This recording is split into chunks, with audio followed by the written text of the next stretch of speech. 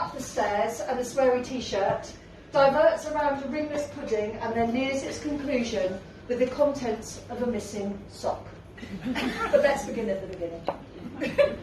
So, I started the conversation with this question: when and where did you first meet? I found him on Badoo, the dating app, said Annica. I was searching for sleaze rock. I wanted a rocker. What I found was someone described as a muscly, exotic dancer. And I thought, and I quote, I found a fucking stripper. That's how we promoted it. But anyway, she shrugged. I thought, I'll take one of those anyway. For me, she said, it was all about the music. My sister had told me for the last 30 years to stop living in the 80s. But there he was.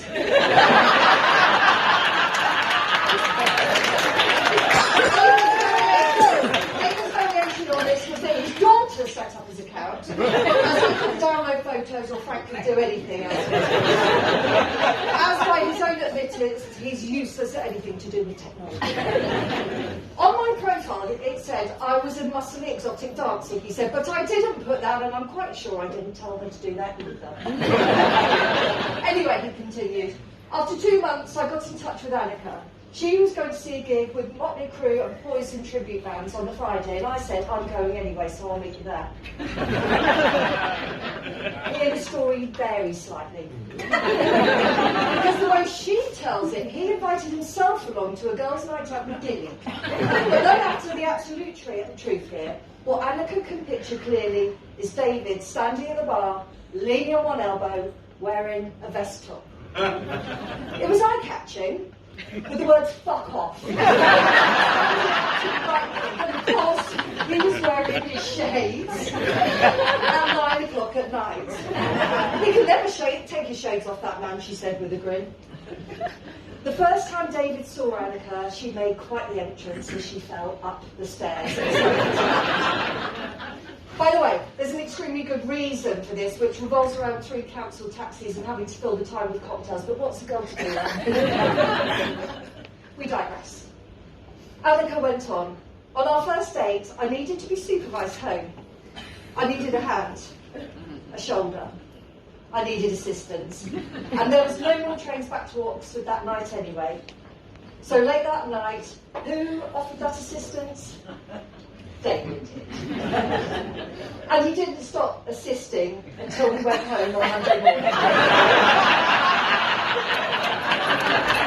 That weekend was filled with fun, laughter, a trip to the Purple Turtle, the next day, and Bloody Mary's at 10 a.m. at the Swan on that Sunday.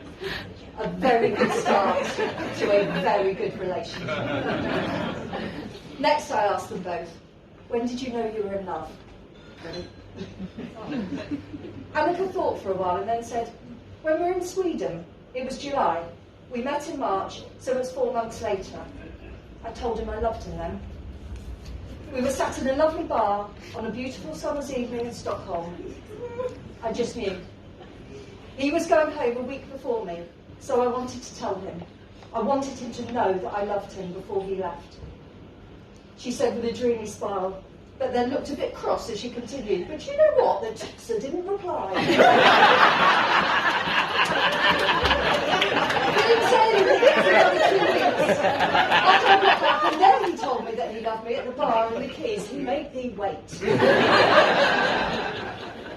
David's answer was straight to the point, probably straight away. Yeah, it was that weekend. She was something different, special, and I just thought, she's the one.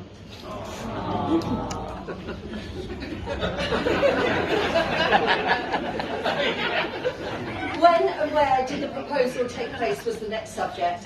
Hello, Hornet's Nest. Now, there's only one place that this rock-loving couple could get engaged. The Rainbow Bar and Grill on Sunset Strip in Hollywood. Finally, said Annica. Yeah, well, there we go then. I thought it was going to happen on my birthday the previous year.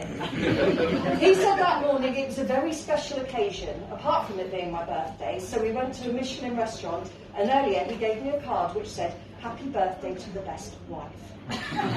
When we arrived at the restaurant, I noticed lots of little notes next to the booking, and I thought, yes. And it was not only me hoping for that night, there was at least another 20 people expecting it to happen and waiting for a message all night.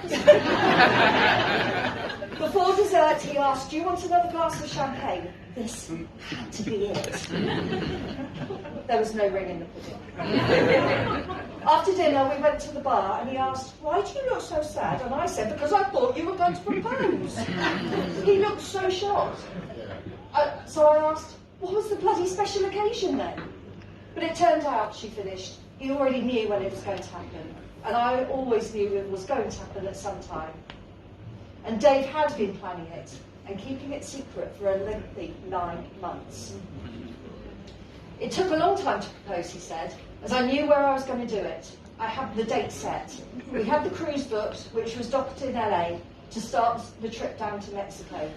She was expecting things before, but she was disappointed. So it did happen. At Slash's table. It could only be at that table. It is the only table to sit at the Rainbow Bar. Incidentally, the conversation of secrets led to David's thoughts to Annica's wedding ring, which he had custom made and has been hiding for the past 18 months. It's been upstairs in a sock all this time. I couldn't find it, he pondered, and the battery may have gone flat in the box by now. What, if anything, does the other one do that drives you crazy was the next topic. And endearingly, David's